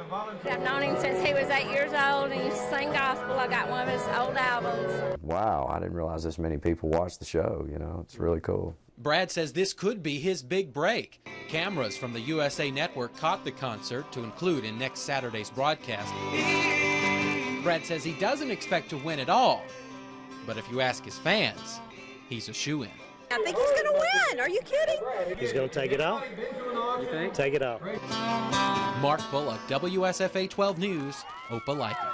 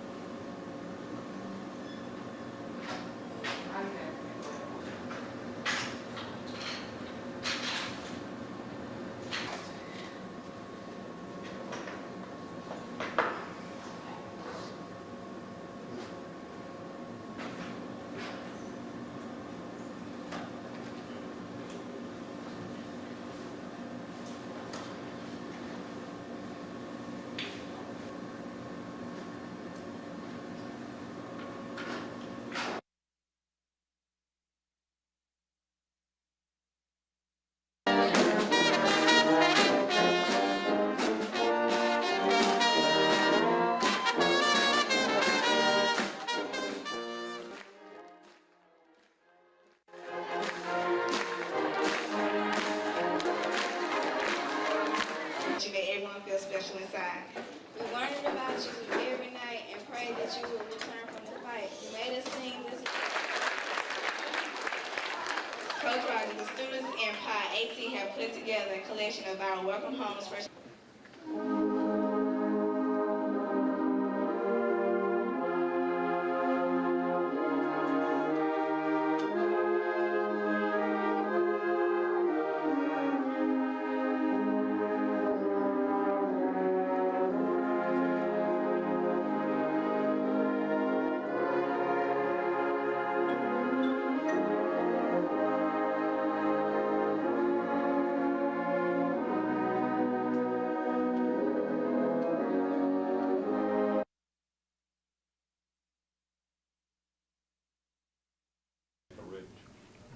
I think you'll see the way they've stuck to their deals that they do negotiate, and I think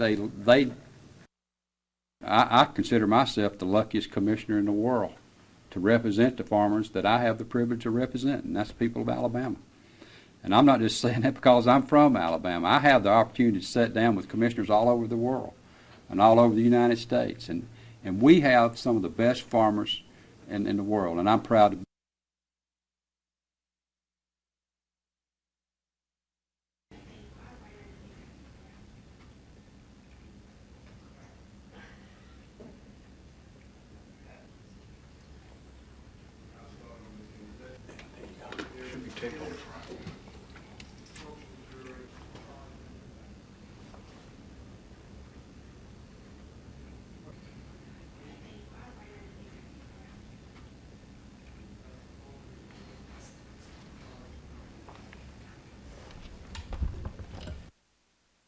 Deep down in my heart, I love him. But it ain't that I've done anything or whatever you call it, knowed about nothing, because I didn't. And I'm not guilty on that. The victims in this case, I've never seen such courage and such, commitment to telling the truth and coming forward with this family secret. And I think that just, it goes a long way.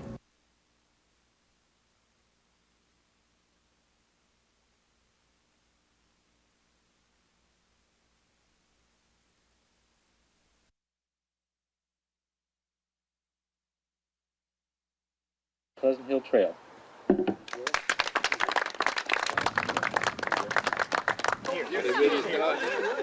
One, two, three. Excellent.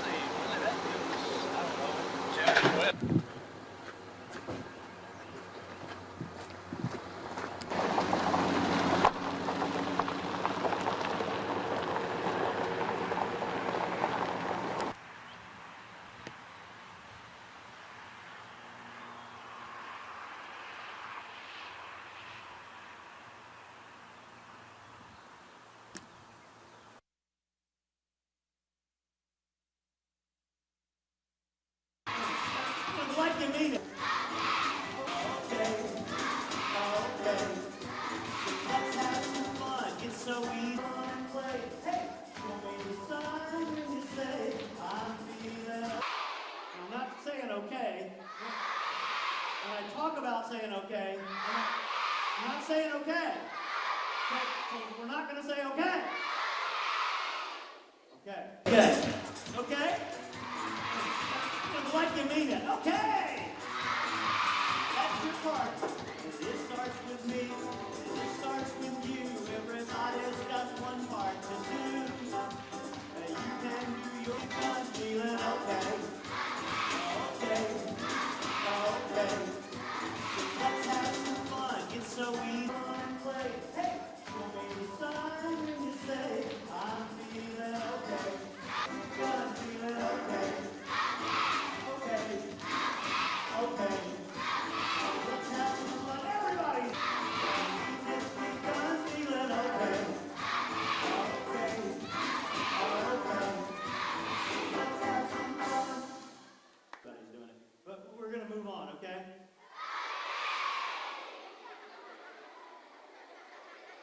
You're right, my fault, I accidentally said okay. I'm not saying okay. When I talk about saying okay, I'm not saying okay. So we're not going to say okay. Okay.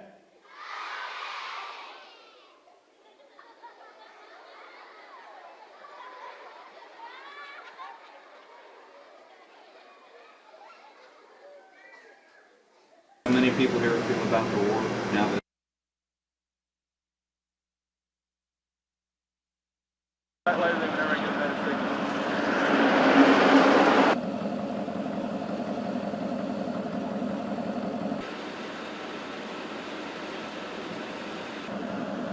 WSFA's done it.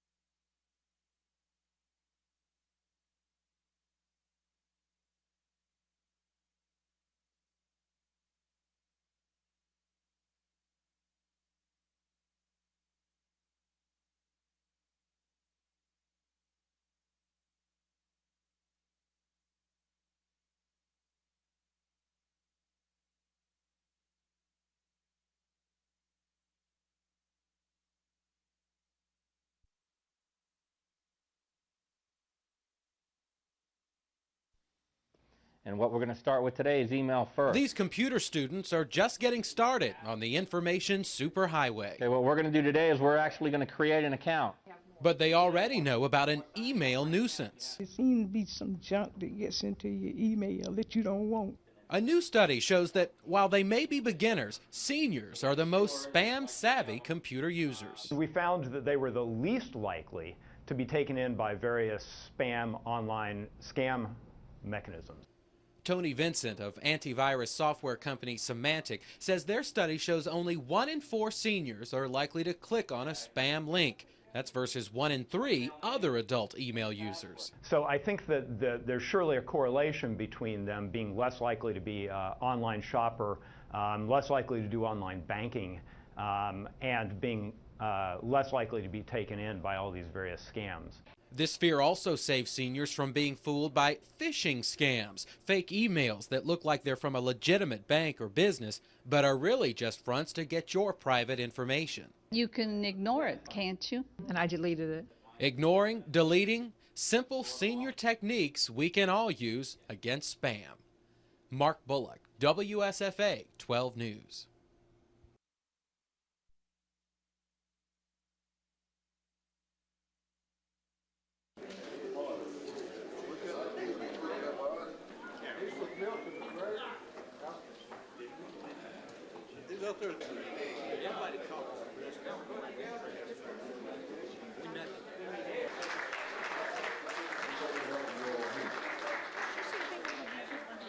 As soon as she can get that amendment properly drafted, we'll make copies of it and get it down here for the members to. Service for 04 and 05. So if we could weren't too happy with that, you may have had to do that in the spirit of compromise. Not to deal too much in rumors, but it just turns out that. All right, the question now is on the adoption of the substitute and all in favor of vote. Not trying to move the final document here until we have all the amendments prepared and there's. Mr. Gibson. Gentleman from the top. And I don't know what.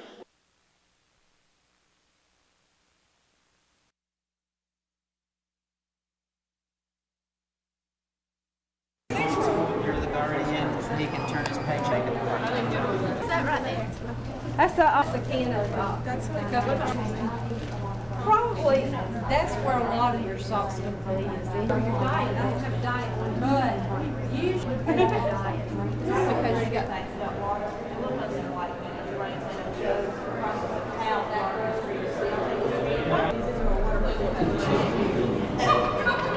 Rest to prove is that will compensate what they make it work. Is that right there? That's a just tortilla. Just like a breaded tortilla, sort of flat one. So soap like? Oh, You see, want that's to fall the sugar apart? content. Yeah, that's what the biggest thing that everybody needs to know is this is what you need as far as salt goes, and this is what we probably use. And it's normally in food. That's a can of. That's a cup of. Probably that's where a lot of your salt's going to be. Is in your diet. I don't have a diet one, but usually for your diet, just because you got that water.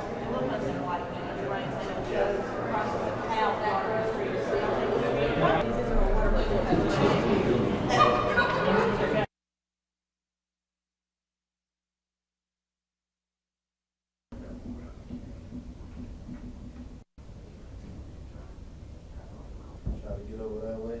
Thanks, Mommy, when I got there. Car decal. Yeah, man. They stop the party, so you know. Right. Yeah. And the AUM themselves will have like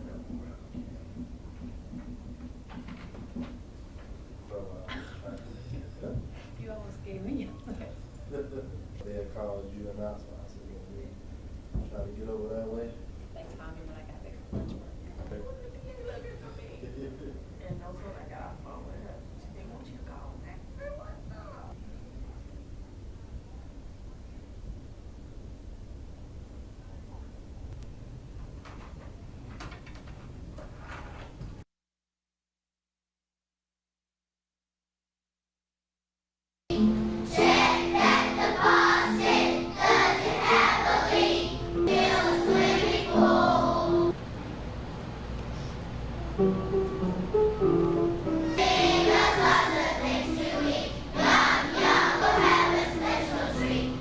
Papers.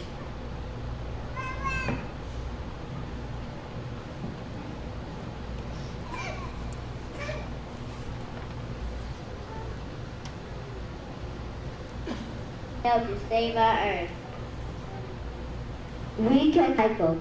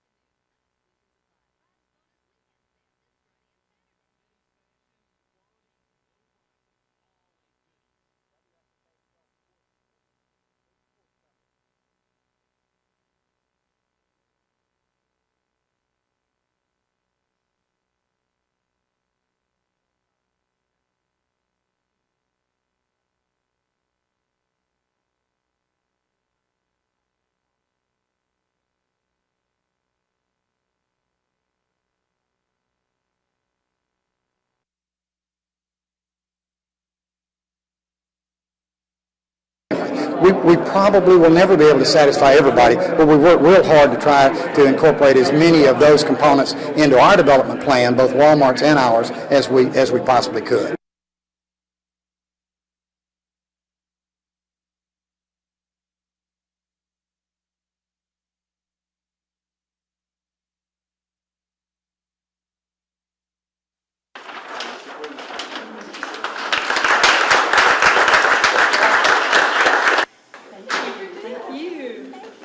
Let me just say, please. A wonderful woman, a devoted member. All right, now don't lean into it. There, okay.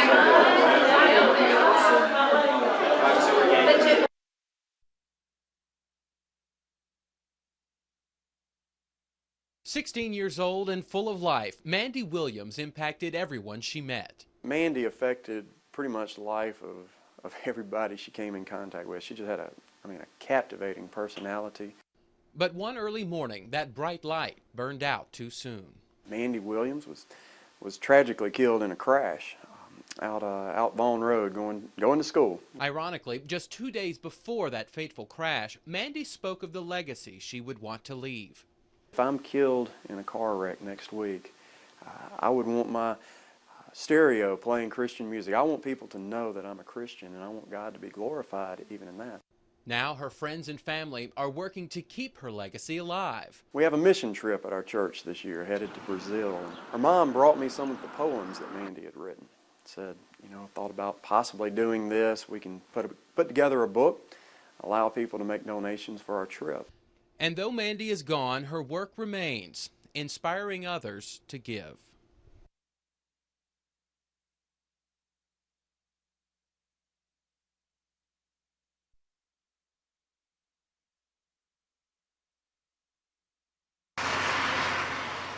A routine Friday night on patrol turned violent for Officer Chris Ford. It started here at the BP gas station. An angry Eric Boykin walked in and shot 37-year-old Danny McLeod. There was an argument that began sometime earlier in the evening between Boykin and this guy about a female. From here, Boykin drove to a nearby neighborhood to find the woman in question. Boykin found her and tried to shoot her, but his gun jammed. The woman got away.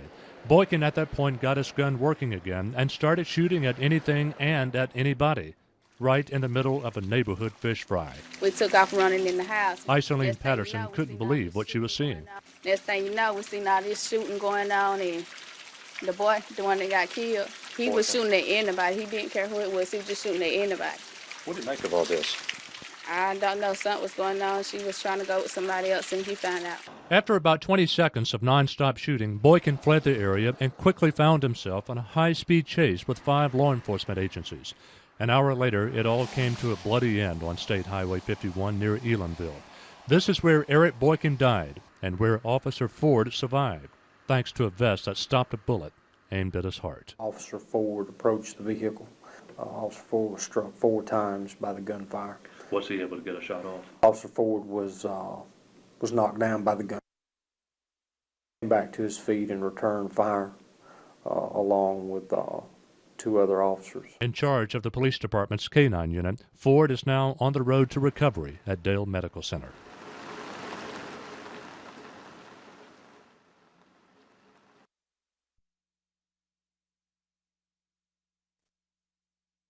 Oh, trouble!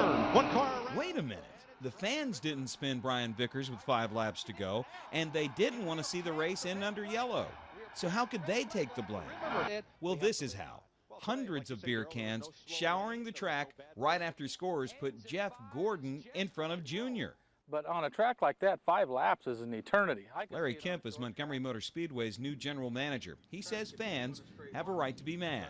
It's always easy to second guess any sanctioning body or track official's decision. But he's also quick to point out if the fans wanted a green flag finish, they shot themselves in the foot. He thinks NASCAR had just enough time to get the race restarted. Because it looked like they had enough laps, and then the beer can storm started, so that kind of goofed it all up. A lot of fans and even some drivers say if people weren't throwing these, drivers in their cars could have seen green, then white, then checkered. And Little E could have won. There's a lot of aluminum out there on the track. But by then, NASCAR had no choice. Even a small piece of metal could cut a tire and put your favorite driver right into a wall. Or worse, it could fly up and hit a fan. And that bothers Larry Kemp. He says what happened yesterday hurt more than just Little E's chance to win. We're becoming more and more of a mainstream sport, and it just shows the bad sportsmanship of some of our fans.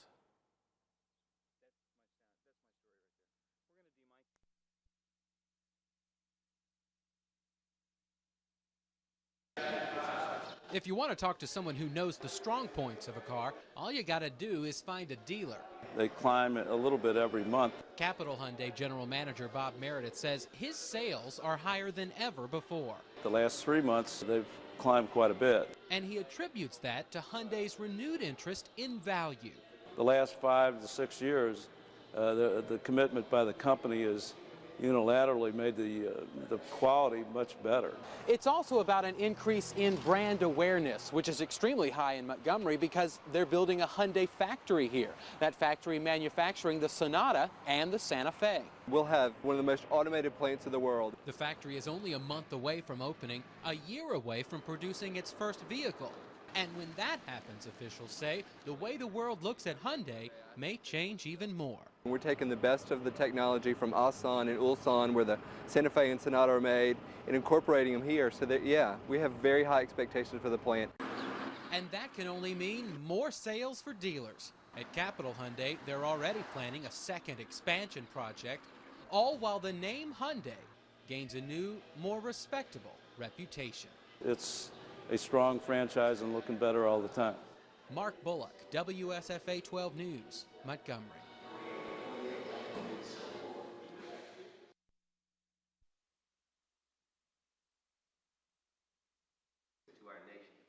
A former member of the National Intelligence Committee, Senator Richard Shelby has access to some of the nation's most confidential military information. After speaking to graduates at Faulkner University, he spoke to us about Iraq. We're committed. We've got great soldiers. We got great commitment. We cannot run. But after weeks of bloody battles in Fallujah, U.S. troops pulled out of the city Friday. Our failure has been to anticipate the resistance and the terrorists that have come from all over the world. Another roadside bomb killed 2 foreign contractors today and injured 5 others in Mosul. Elsewhere, a roadside bomb also claimed the life of 1 American soldier and injured 2 others traveling in a convoy. U.S. Marines also confirmed the killing of 2 Navy sailors. Still, the president says life is improving in Iraq. Senator Shelby agrees, saying the majority of Iraqis support U.S. presence. I believe the message has to be, we're not going to stay there. We're not there as conquerors. We're there as liberators.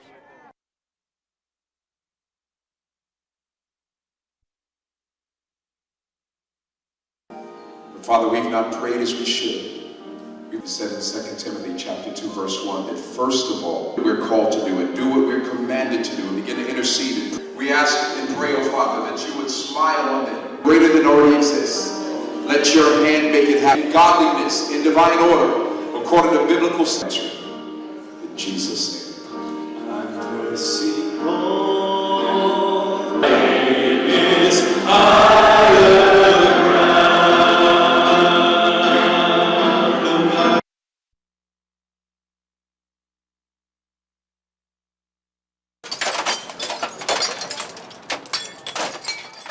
You got to give Kamala's CEO some credit.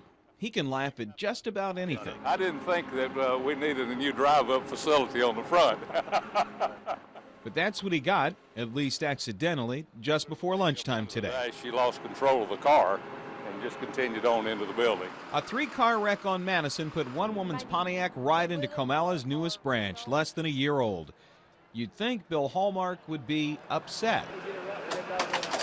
Well, of course, we're just thrilled that they're not, no one is injured worse than they were. We'll board that up and get some new glass then. At least it looked that simple when crews first started working the accident scene. But after they got a closer look, something else became apparent. Immediate concern now is that we're moving the car without that whole section falling on us now. And we don't want to lose that whole section.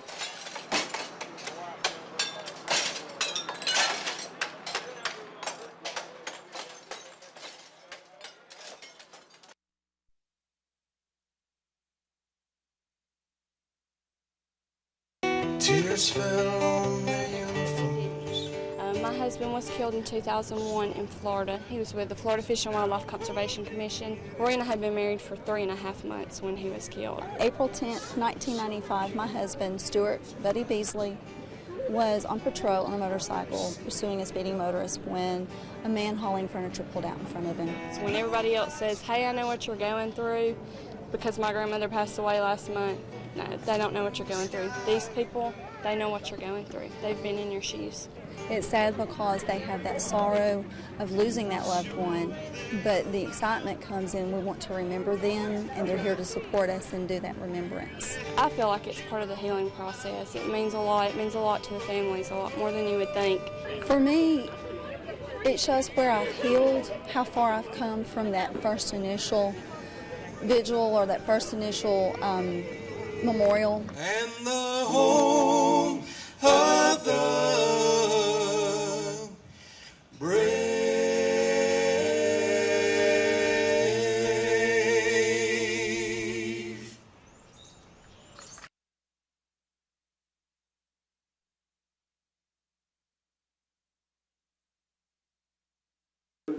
Opposed to pushing the bill and state employees. Procedures for the incorporation of a municipal. The House added a. Well, I can't. I guess. House of Representatives has amended therein shown and as amended is passed following Senate bill and returned same herewith to the Senate. Senate Bill 403 relating to. Is there an objection to the previous roll call? Seeing none, Secretary will call. Senate concurs with House amendment. Senator Little. Madam President. On amendments and on paper sacks or whatever we could find.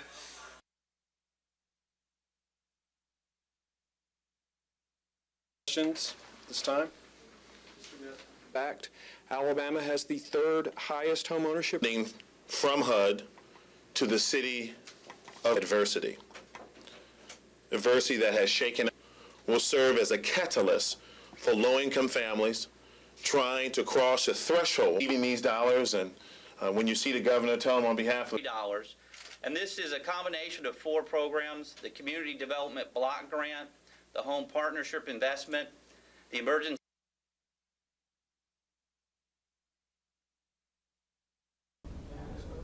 Didn't even try to slow down and turn.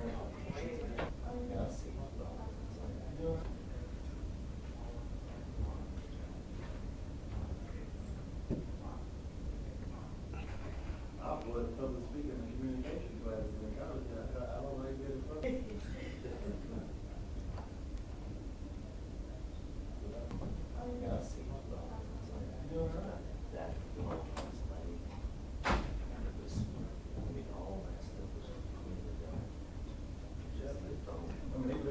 Straight back. Didn't even try to slow down and turn.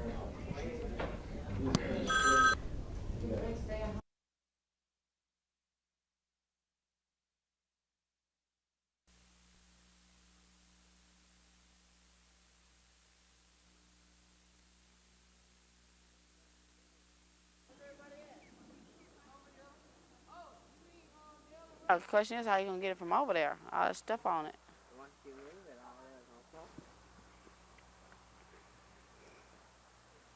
Oh, look, it looks like it just crumbled up like a piece of paper. That's a good question.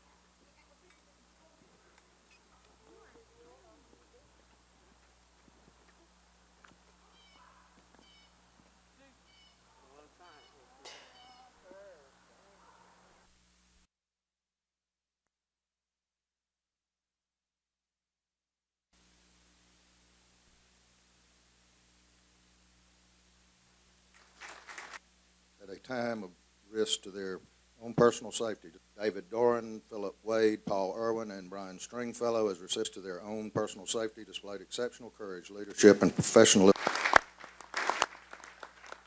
691 by Mr. Sanderford and others, commending.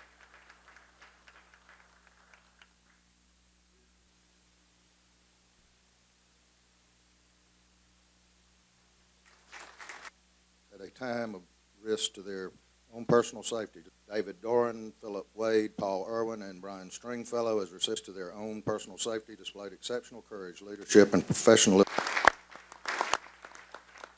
691 by Mr. Sanderford and others, commending.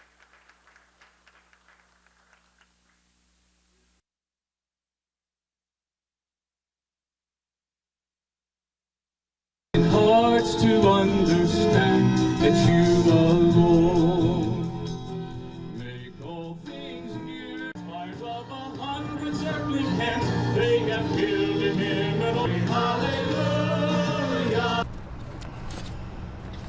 I believe that we should live and let live and not judge each other's choice.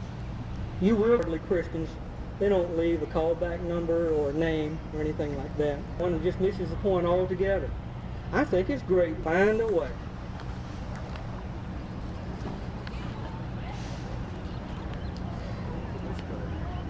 God won't be mocked, my friend. Here's a little something to remember, too. We win in the end. You must be joking. Atheist law? What an oxymoron. Now here's one letter from a Christian who seems to have some sense.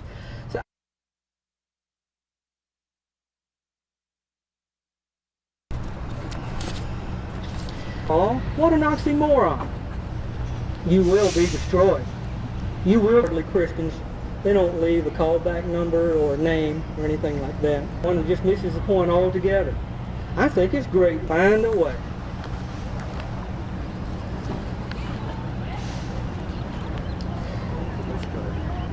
God won't be mocked, my friend. Here's a little something to remember, too. We win in the end. You must be joking. Atheist.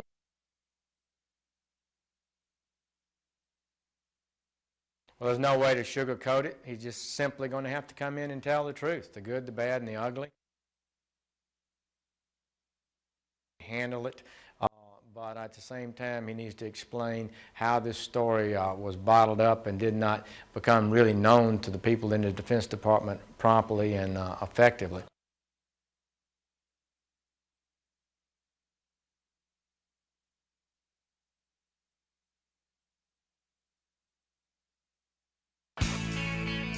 It's a song They're my friends. I've grown up with these people. we're likely to hear in syndication for years to come. A song tied to a show. It's one of the few nights that one of us cooks. And we actually Many planned their Thursday night around. I told her we had a date and that she was going to have to miss Friends because I knew they were having a Friends party here.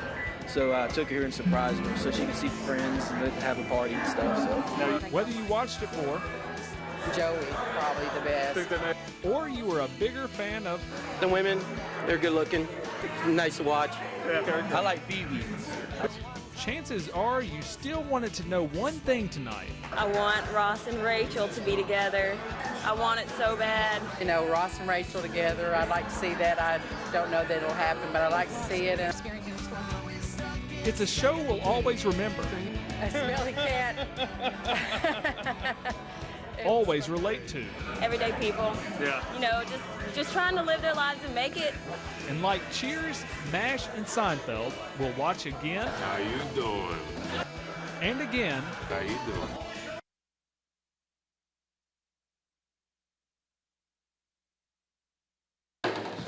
He was reluctant to invite any visitors to his home because it's filled with boxes, cartons that are filled with memories of his 9 years in Montgomery. Is this sad, though? It's exciting. And some of the memories he's taking with him include becoming the youngest attorney general in the country in 1997. So help me God. Congratulations.